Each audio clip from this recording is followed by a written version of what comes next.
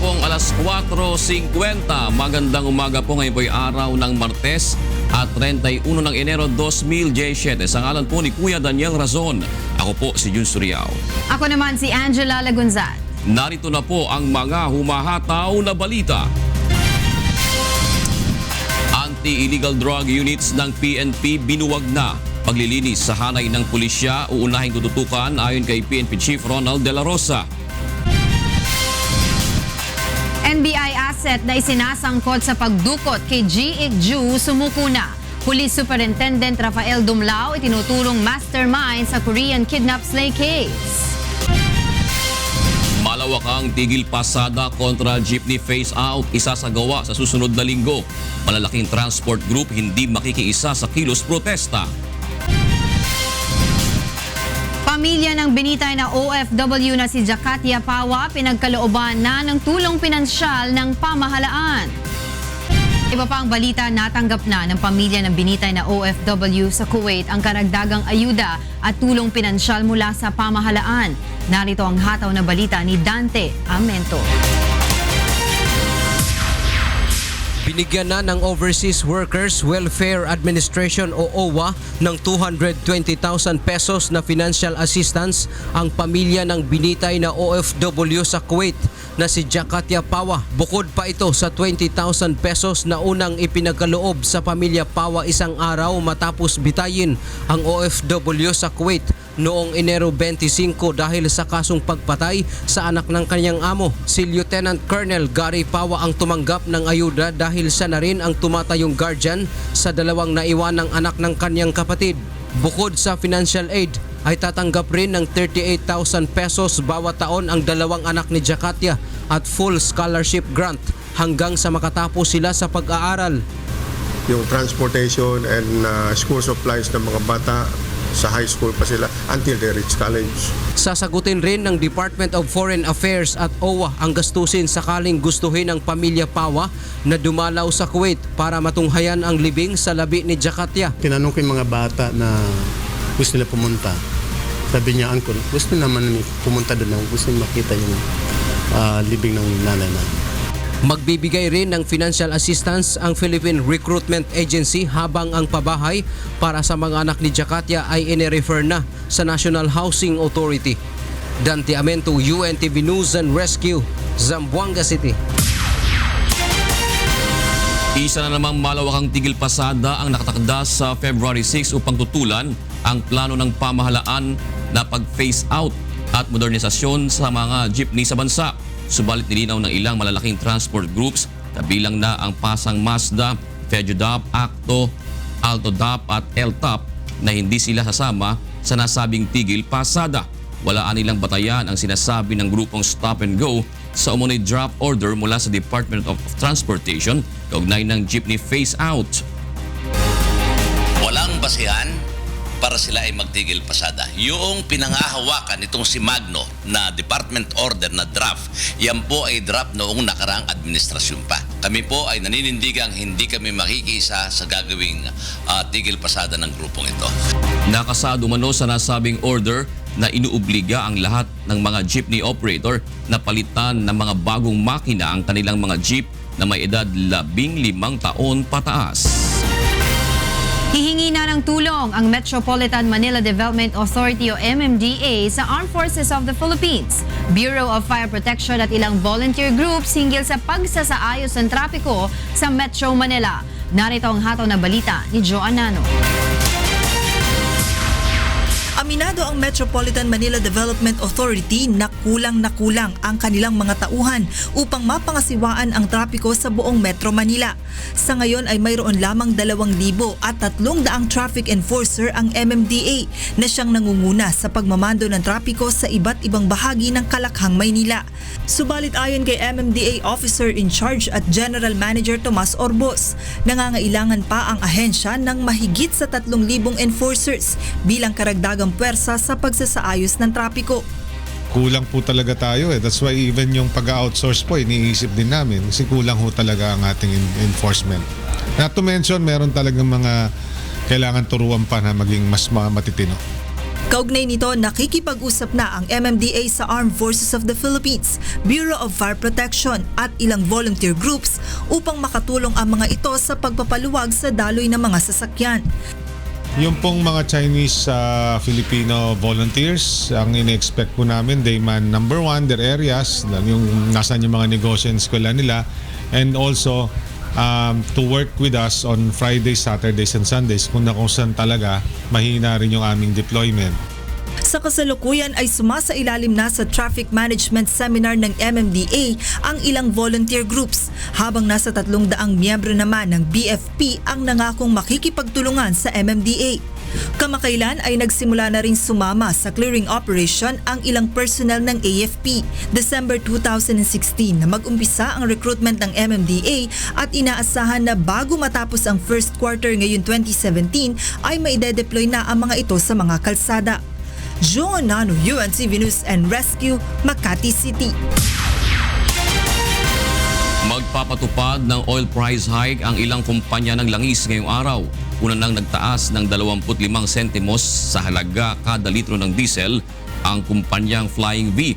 Inaasahang susunod naman na magpapatupad ng kaparehong dagdag sa presyo ng diesel ang Shell, Petron, Sea Oil, Eastern at Phoenix Petroleum mamayang alas 6 ng umaga. Wala namang magiging pagtaas sa presyo ng kerosene at gasolina.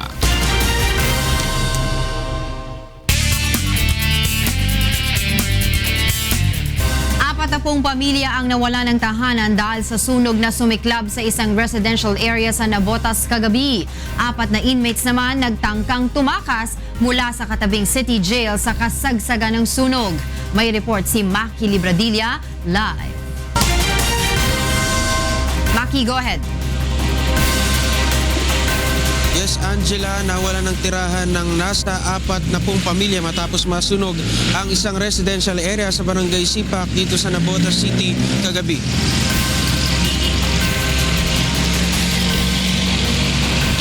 Ayon sa Navotas Bureau of Fire Protection, dikit-dikit at gawa lamang sa light material sa mga bahay kaya mabilis kumalat ang apoy.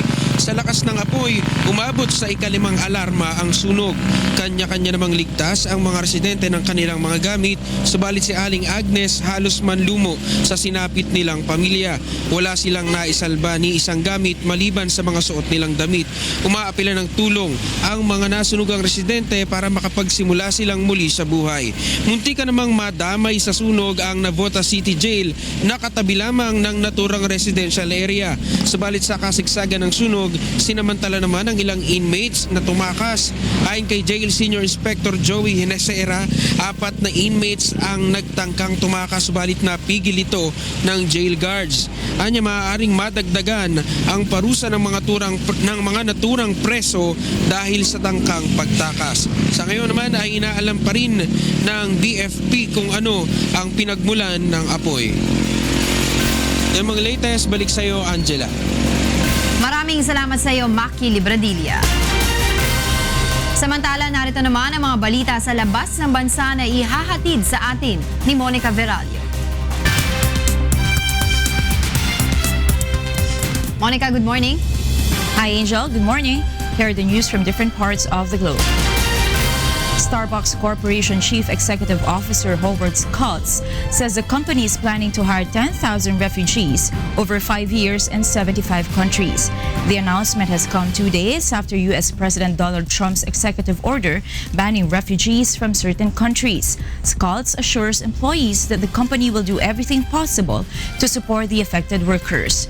The hiring efforts will start in the United States by initially focusing on individuals who have served with U.S. troops as interpreters and support personnel in the various countries where the military has asked for such support. Mohamed Abrini, a key suspect in Paris and Brussels attacks, was transferred to France to be indicted. Abrini was presented before a judge in what was his first personal appearance in France. He was indicted for the November 2015 attacks in Paris and Saint-Denis, for which he was suspected of playing a role in the crime organization. The attacks in Paris and Saint-Denis killed 130 people and injured hundreds. The Belgian-Moroccan is also suspected of having accompanied 2 suicide bombers in an attack in Brussels airport last year that killed 32 people. Abrini was arrested in the Brussels district of Anderlecht in April 2016. Meanwhile, the only surviving giant panda triplets in the world have adapted to their habitat well in Guangdong province in southern China. The three panda siblings named Meng Meng, Shuai Shuai, and Kuku were moved to Chimelong Safari Park last week and were separated from their mother to begin life by themselves. Chen Shuqing, a breeder at the park, says the 2-year-old triplets are enjoying their life there. The park is equipped with ice-making equipment to build the ice environment for the pandas in winter and relieve them from summer heat.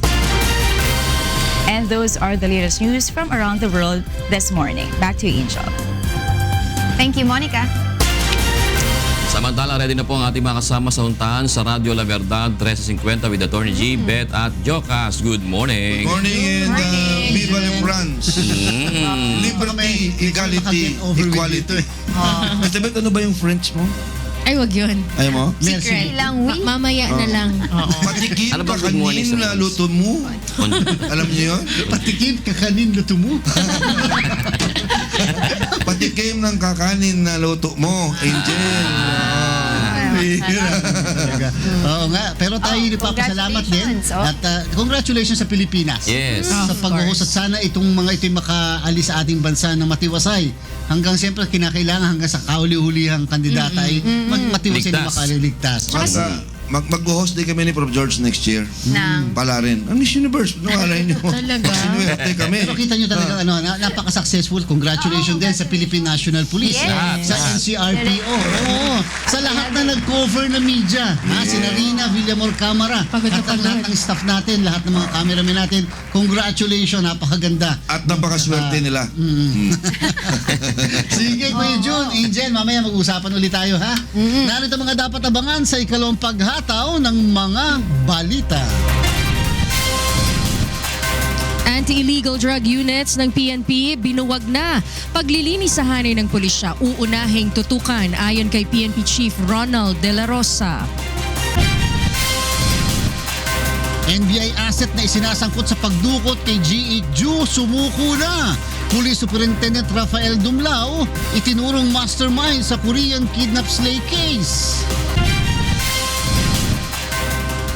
Nationwide Operational Assessment of Hazards o Project NOAA ng Pag-asa matatapos na ngayong Pebrero. Panukalang ipagbawal ang pagsagot sa anumang work-related messages pagkatapos ng office hours, isinusulong sa lower house.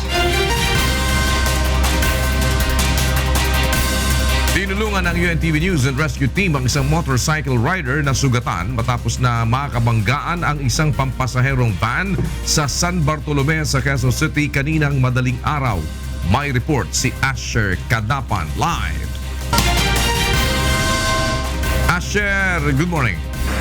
Yes, good morning, Kuya. Tinulungan ng UNTV News and Rescue Team ang isang lalaking nakamotorsiklo matapos sumalpok sa isang pampasaherong van sa kanto ng Quirino Highway at Rockville Avenue sa San Bartolome, Quezon City, bandang 1:00 ng umaga kanina.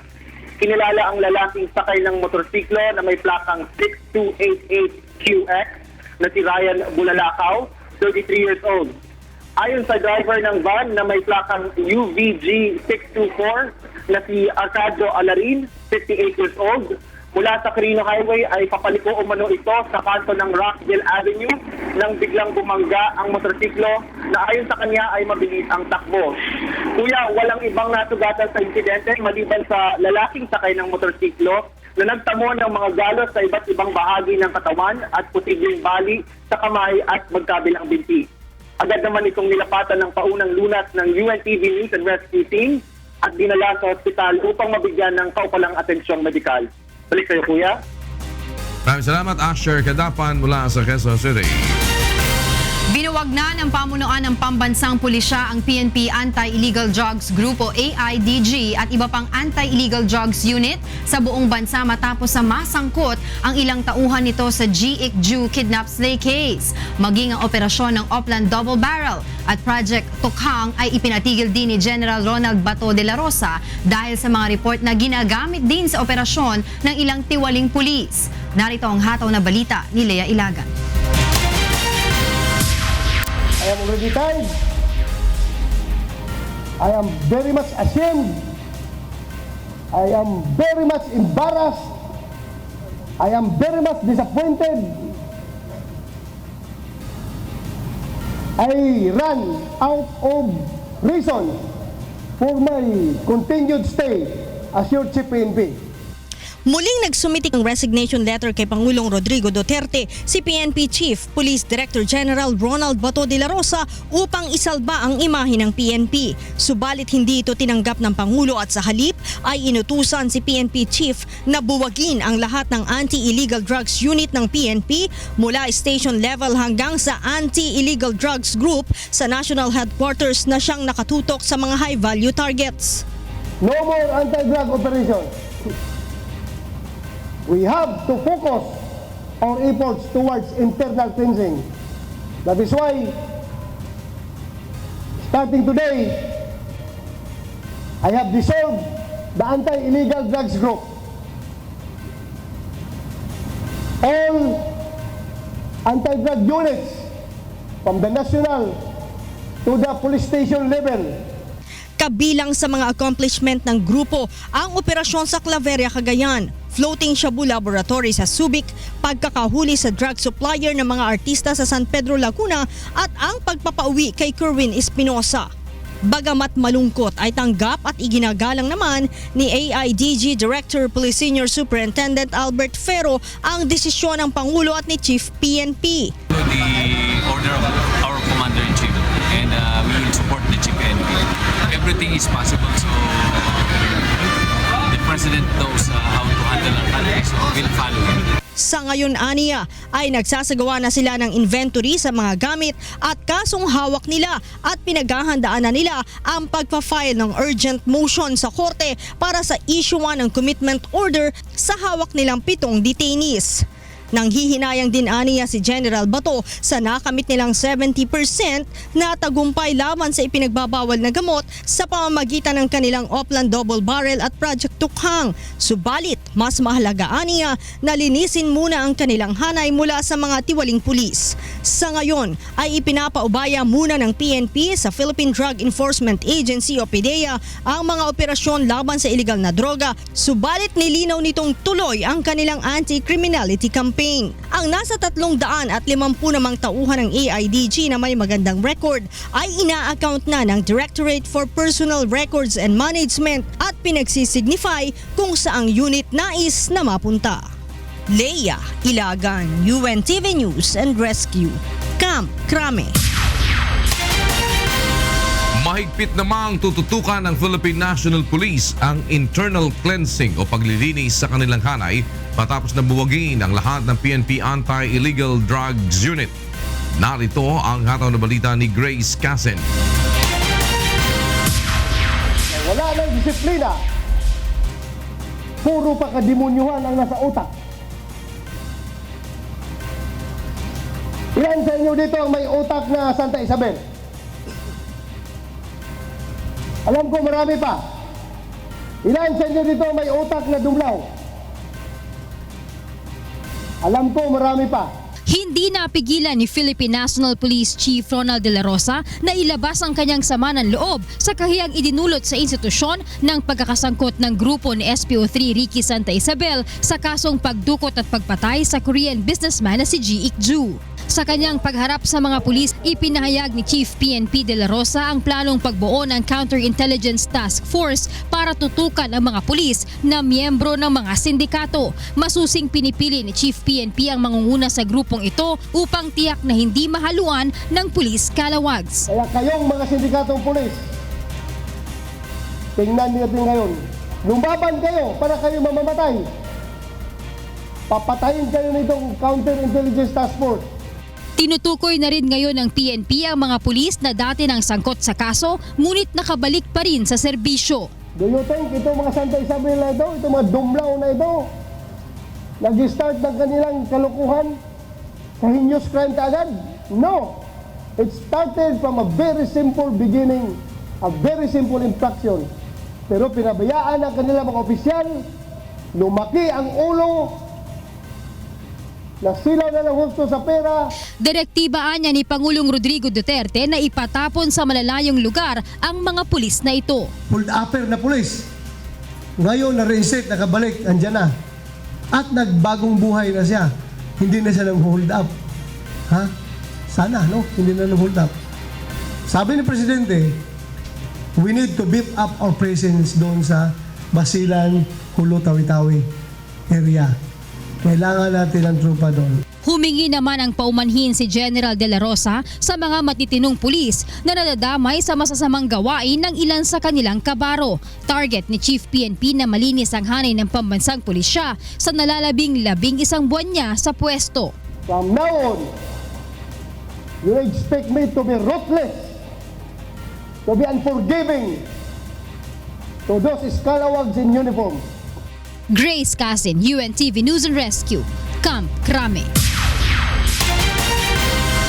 Naniniwala naman ang ilang senador na napapanahon na para tuluyang palitan ng administrasyon ang ginagamit na paraan sa pagsugpo sa problema sa droga.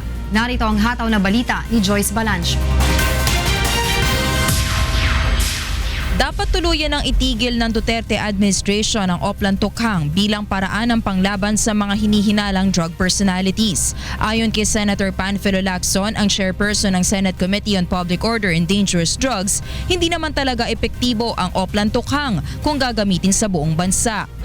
Sa akin yung Oplan Tokhang siguro maganda lang yun sa local scene, no? Say Davao City.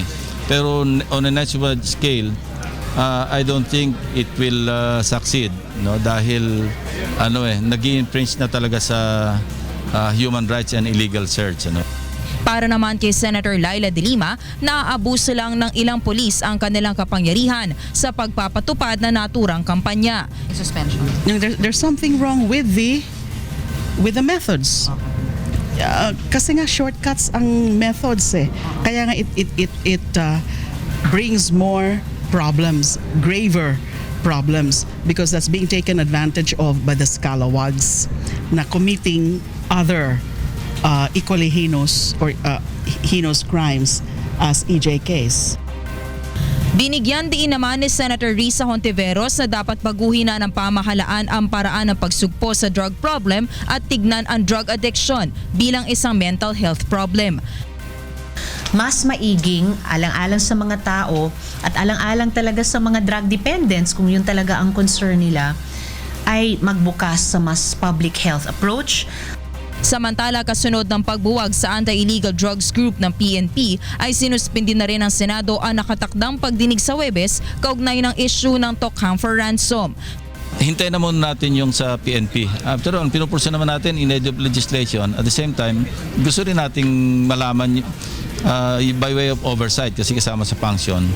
Sa ngayon, nais muna ni Senator Panfilo Lacson na tutukan ng kanyang komite ang ilang panukalang batas na makatutulong sa PNP, katulad ng pagsasaayos ng training at recruitment ng mga pulis at ang pagpapalakas sa PNP Internal Affairs Service na siya nag-iimbestiga sa mga tiwaling pulis. Joyce Balancio, UNTV News and Rescue, Senate of the Philippines. Kusang sumuko sa National Bureau of Investigation ng NBI agent na isinasangkot sa pagdukot at pagpatay sa Korean businessman na si Ji-ik Ju. Darito ang hataw na balita ni Leslie Longbowen. Sa isang press con kagabi, iniharap ni Justice Secretary Vitaliano Aguirre sa media si Jerry Umlang, ang asset ng National Bureau of Investigation na umano'y sangkot sa Ji-ik Ju kidnap slay case. Ayon sa kalihim ay humingi ng tulong si Umlang noong Biyernes upang mapasailalim siya sa protective custody ng NBI dahil sa umano'y banta sa kanyang buhay. Attorney, how about death threats? Meron po bang Meron po. Kilala niyo po? Galing po kay Colonel Dumlao. Inamin ni Umlang ang kanyang naging bahagi sa krimen.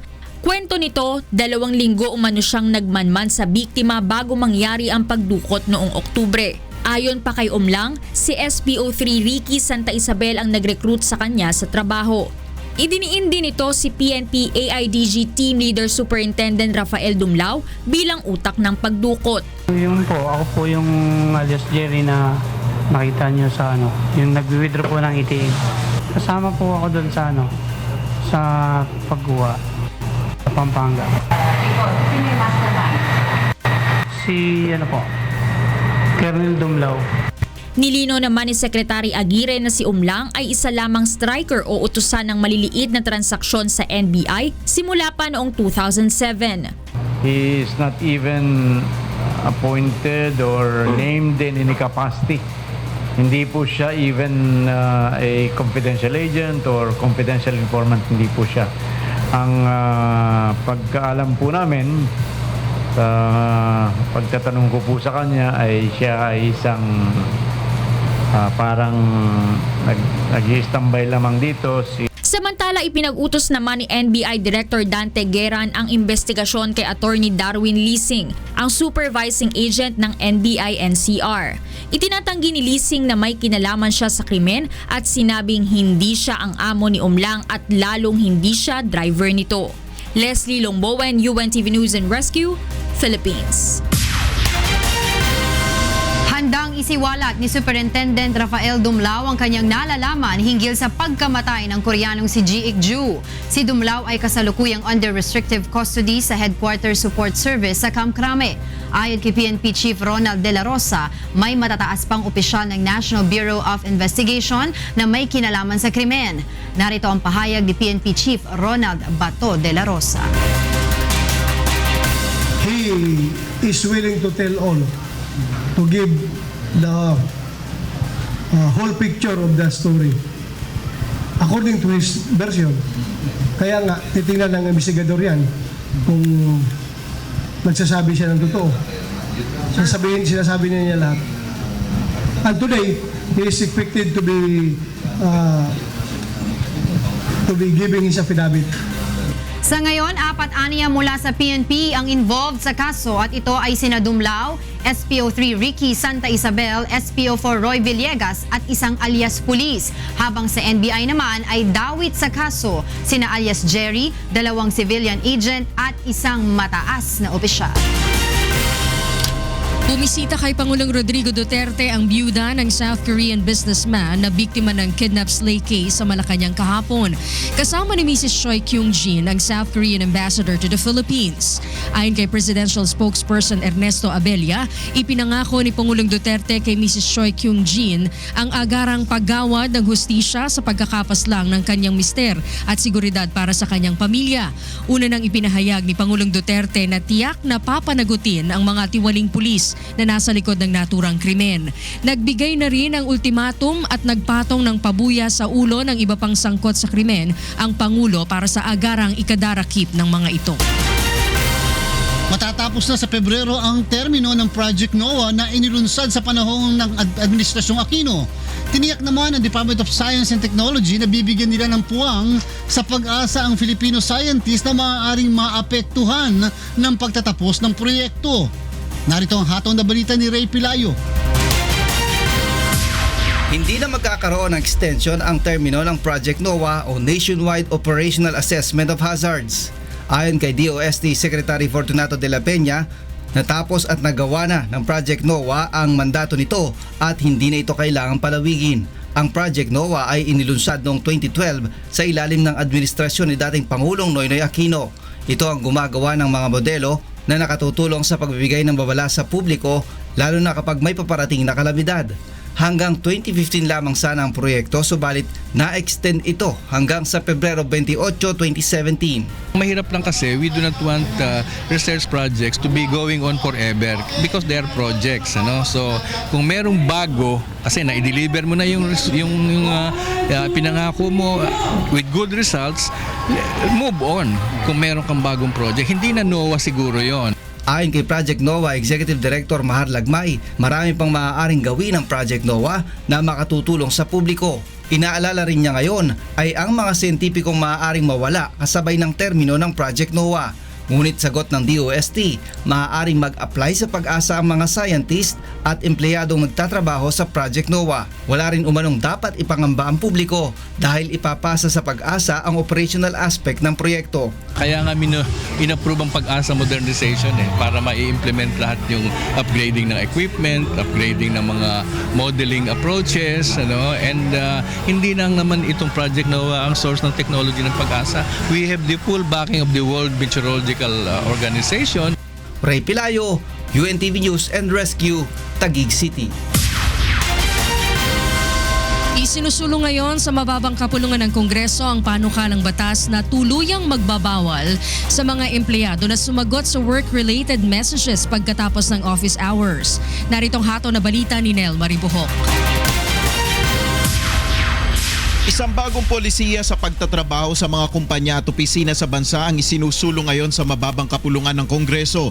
Sa ilalim ng House Bill No. 4721, bibigyan ng karapatan ng mga manggagawa o empleyado na huwag nang sumagot sa mga email, text messages o tawag sa cellphone na may kaugnayan sa kanyang trabaho pagkatapos ng working hours. May pong mga empleyado na nagte-text, napakarami mga employers na nagte-text, nag-i-email sa kanilang mga employees kahit na ito po ay outside office hours. Kung tuluyan itong maisa sa batas, hindi maaaring patawan ng anuman disciplinary action o tanggalin sa trabaho ang sinumang empleyado dahil lamang dito.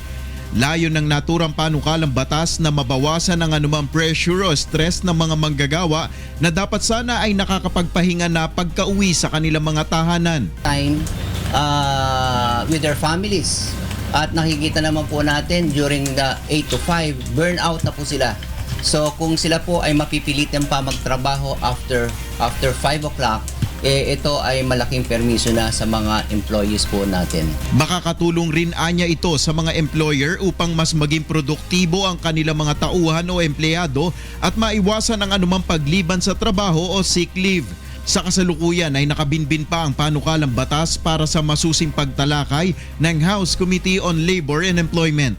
Nel Maribuhok, UNTV News and Rescue, House of Representatives. Posibleng isabak din sa surveillance operations laban sa mga grupong kalaban ng Estado ang pinakabagong warship ng Philippine Navy na BRP Andres Bonifacio. Narito ang hatong na balita ni Victor Cosare. Halos tapos na ng BRP Andres Bonifacio ang unang misyon nito sa loob ng karagatang sakop ng Pilipinas. Mula Cavite, naglayag patungong Cebu, Iloilo, General Santos at Davao City ang barko upang masubok ang kakayahan nito na rumisponde sa saan mang lugar sa bansa. Ang BRP Andres Bonifacio ang ikatlong Hamilton-class cutter ng Pilipinas mula sa Estados Unidos. Kayang makarating ng barko sa Southern Philippines sa loob ng isang araw na paglalayag. Ang barko na ito ay still seaworthy. This is a very significant addition to the floating assets ng Philippine Navy in order to maintain or to sustain the conduct of naval operations, lalong-lalo na yung territorial defense operations natin at yung protection ng ating exclusive economic zone. At ang mga barko rin na to is capable of conducting search and rescue and disaster response whenever needed. Bukod sa pagbabantay sa territorial waters ng Pilipinas, posible ding magamit sa surveillance operations ang naturang barkong pandigma.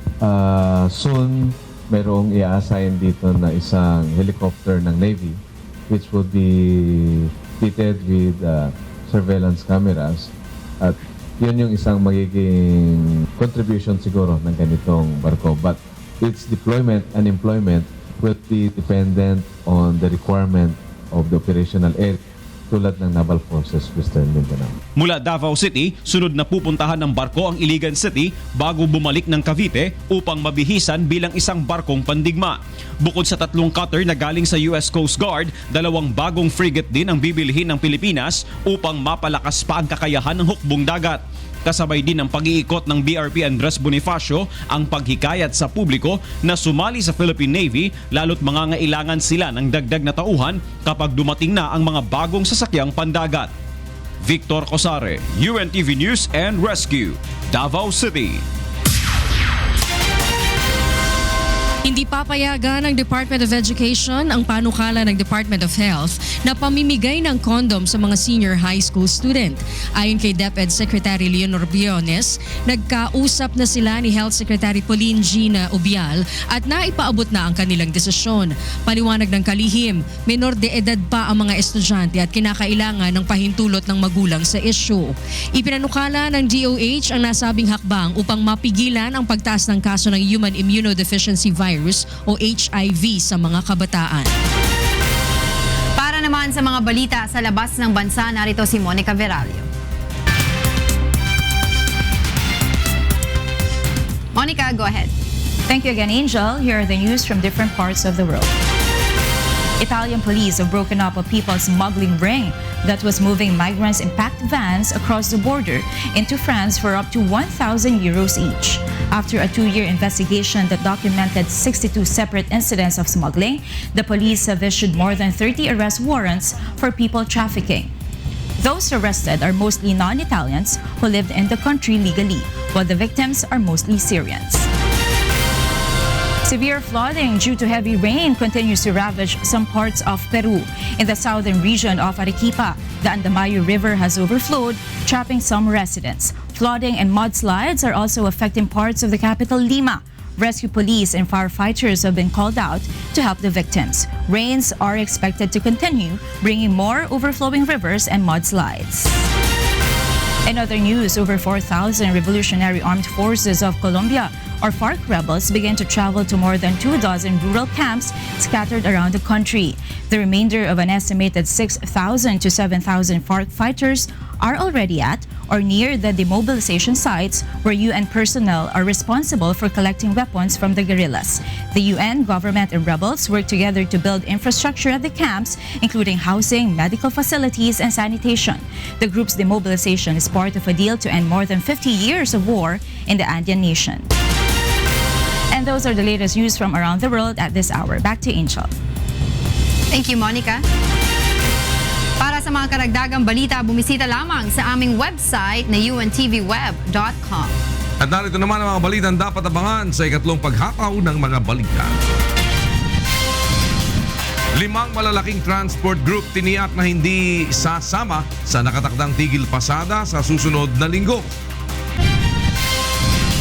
Clark International Airport may biyahe na patungong Cebu. Ilan pang domestic flights patungong Palawan at Davao madaragdag sa paliparan ngayong Marso. Muslim Civil Rights and Advocacy Group naghain ng lawsuit labang sa immigration order ni United States President Donald Trump. Sa detalye ng mga balita, tiniyak ng 5 malalaking transport group na hindi sila kabilang sa mga lalahok sa nakatakdang transport strike sa darating na Lunes. Pinasalamatan naman ng mga ito ang Metro Manila Development Authority o MMDA sa hindi pagsama sa isasagawang tigil pasada. Narito ang hataw na balita ni Leslie Longbowen. Isang malawakang tigil pasada ang nakatakda sa February 6 upang tutulan ang plano ng pamahalaan hinggil sa pag-phase out at modernisasyon ng mga jeepney sa bansa. Subalit nilinaw ng ilang malalaking transport group kabilang na ang Pasang Mazda, FEJODAP, ACTO, ALTODAP at ELTOP na hindi sila sasama sa nasabing tigil pasada. Ayon sa mga ito, walang batayan ang sinasabi ng grupong Stop and Go hinggil sa umano'y draft order mula sa Department of Transportation kaugnay ng jeepney phase-out. Walang basehan para sila ay magtigil pasada. Yung pinangahawakan itong si Magno na department order na draft, yan po ay draft noong nakaraang administrasyon pa. Kami po ay naninindigang hindi kami makikiisa sa gagawing tigil pasada ng grupong ito. Nakasaad umano sa nasabing order na inoobliga ang lahat ng mga jeepney operator na palitan ng mga bagong makina ang kanilang mga jeep na may edad 15 taon pataas. Kung hindi naman mapapalitan ng bago ay kinakailangan na bumili na ng modernong modelo o ang electric jeepneys na nagkakahalaga ng mahigit sa 1 milyong piso. Una nang inihayag ng grupong Stop and Go na mahigit sa 70,000 mga jeepney driver, operator at libu-libong transport network vehicle services ang inaasahang lalahok sa naturang tigil pasada sa buong Metro Manila at iba pang karating probinsya. Dati na ring sinabi ng grupo na tutol sila sa panukalang ito ng gobyerno na anilay lalong magpapahirap sa mga public transport operator. Pinasalamatan naman ng MMDA ang mga operator at tsuper na hindi makikilahok sa transport strike at sa pakikiisa ng mga ito sa pamahalaan sa kapakanan ng mga mananakay. Ito mga ganitong bagay mas magandang pinag-uusapan. Isa lang naman ating gustong mangyari, masilbihan ating mga sumasakay ng public transport. Leslie Longbowen, UNTV News and Rescue, Philippines. Nadagdagan pa ang biyahe ng eroplano sa Clark International Airport na patungong Visayas. Samantala nakatakda ring maglagay ng ilan pang domestic flights sa paliparan na patungo naman sa Palawan at Davao. Narito ang hataw na balita ni Joshua Antonio. Binuksan na kahapon sa Clark International Airport sa Mabalacat, Pampanga ang pangalawang domestic flight ng Philippine Airlines na may biyaheng Clark-Cebu-Clark. Isa si Alfonso Bascon na mula sa Pangasinan sa mga pasahero nito.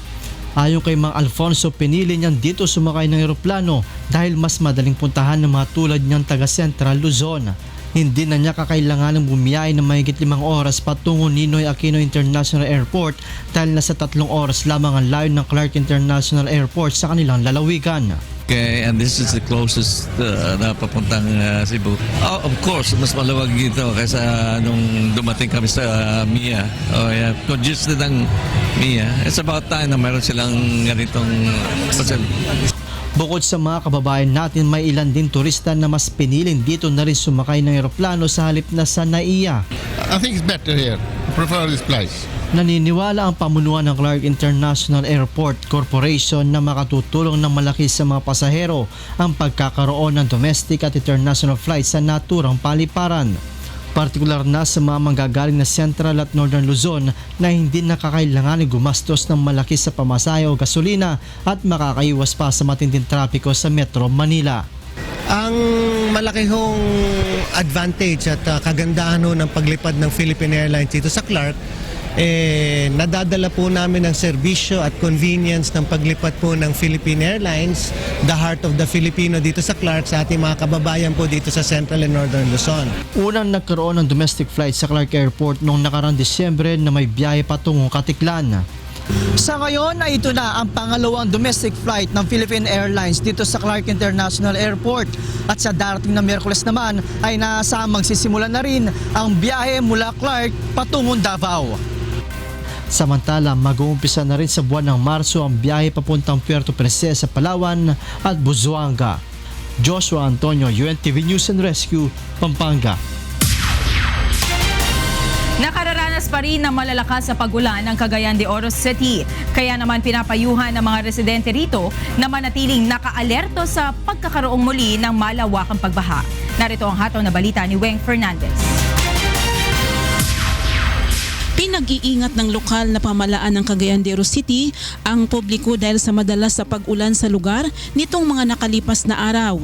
Nito lamang weekend, muling nalubog sa baha ang lungsod dahil sa ulang dulot ng trough ng low pressure area. Hindi pa man humupa ang baha ay bumuhos na naman ang malakas na ulan kahapon. Ayon kay Councilor Robin Daba, Chairman ng Social Services Committee, dapat manatiling nakaalerto ang publiko, partikular na sa mga nakatira sa low-lying areas, sa posibleng pagtaas ng tubig baha o pagkakaroon ng flash floods at landslides. At saka yung mga kasamaan ho natin sa Cagayan de Oro, dapat hintay ho tayo, alerto ho tayo, maghintay tayo sa signal ng mga leaders natin, ng mga barangay chairman natin. Kung pagsabi na aalis na, kailangan alis na kaagad, hindi na, wag na magtigas ng ulo. Tiniyak naman nito na nakahanda ang local government unit sa pagbibigay ng tulong sa mga maapektuhan ng sama ng panahon. Nag-prepare na ho tayo ng mga food pack. Right now, we are preparing for untowards incident. Saka yung PAGCOR din pala, meron na ho silang pinadala na 4,000 pack food pack. May coming na naman silang ipadala in anticipation of the coming LPA. Nakaantabay naman ang mga tauhan sa City Social Welfare Development o CSWD at ang iba't ibang rescue unit sa pagresponde sa mga residente ng Cagayan de Oro City na mga ngailangan ng agarang tulong. Weng Fernandez, UNTV News and Rescue, Cagayan de Oro City. Dagdagan po natin ang iba't iba pang mga balita sa iba't ibang panig ng bansa. Hatid natin po ang balita na dala ni Deb Riveral mula sa ating Balitang Prom Day. Mayong buntag, Deb. Yes, mayong buntag Kuya Daniel ug mayong buntag sa atong mga kasangbahay. Aniya na ang mga balita gikan sa nagalain-lain dapit sa Pilipinas. Gipriso ang napulo kang gireklamo nga ng hulga sa pipila ka mulupyo sa Antipolo Rizal human masakmit ang nagkalain-laing klase nga armas ug bomba. Aniya ang hataw na balita ni Jenica Cruz. Naharap sa kasong paglabag sa Republic Act No. 10591 o Comprehensive Firearms and Ammunitions Regulations Act ang 10 residente ng Antipolo City, Rizal matapos mahulihan ng matataas na kalibre ng baril at mga pampasabog.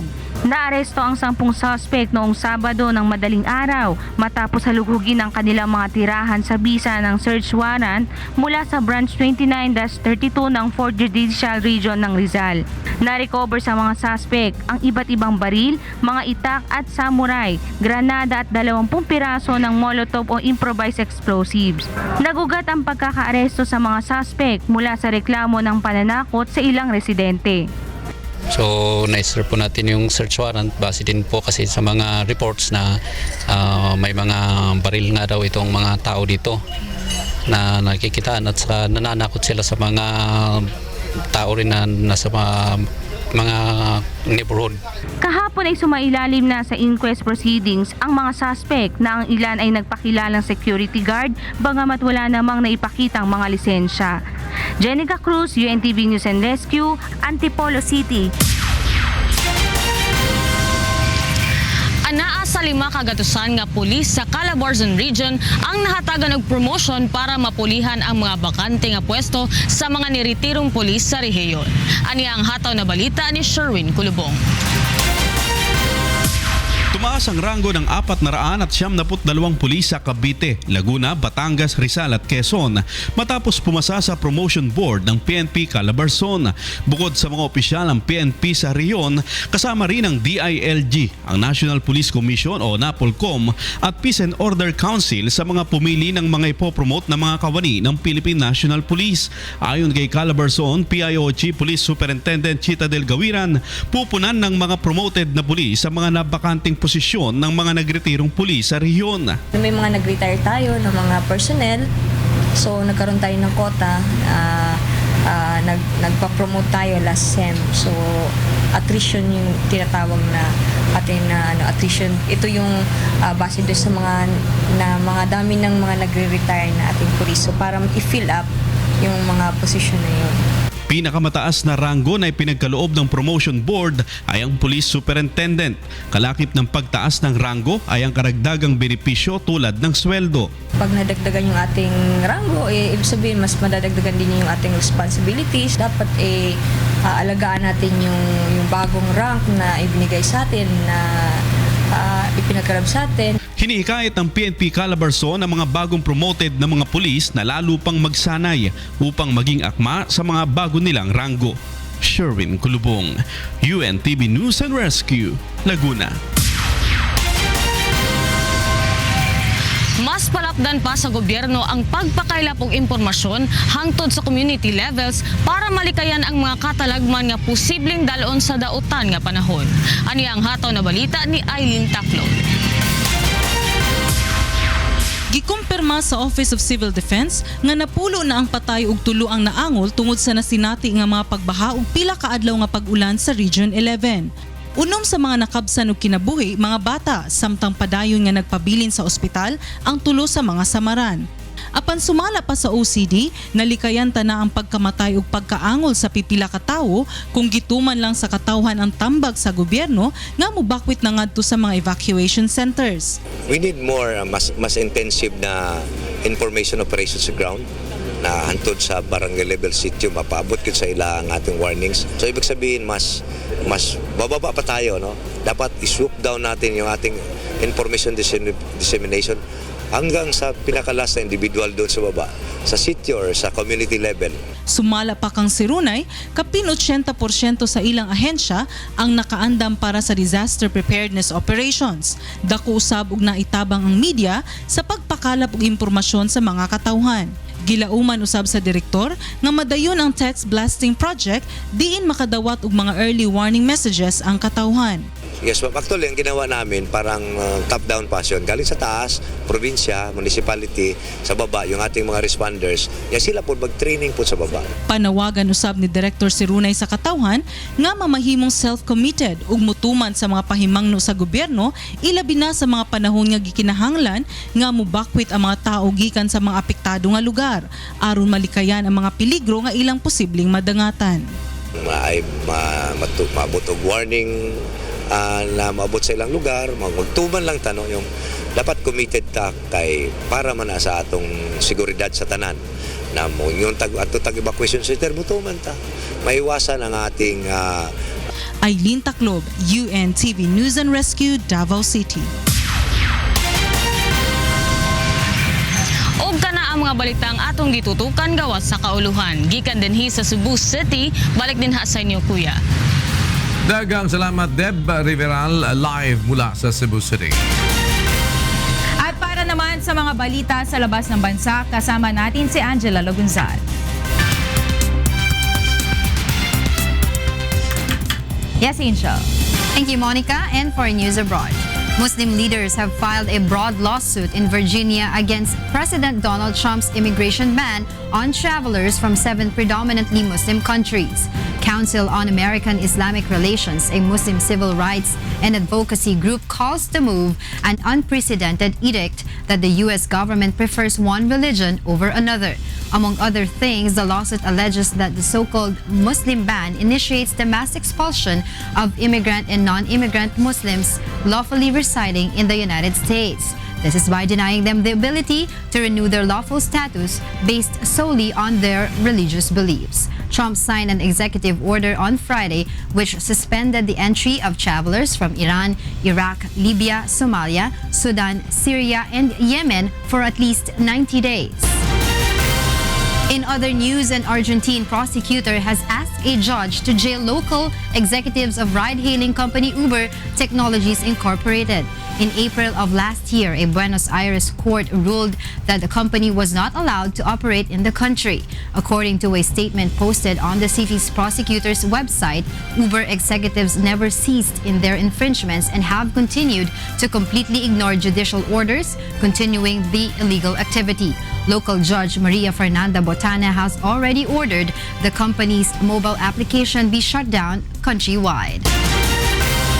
And those are the news abroad. Back to you, Monica. Thank you, Angela.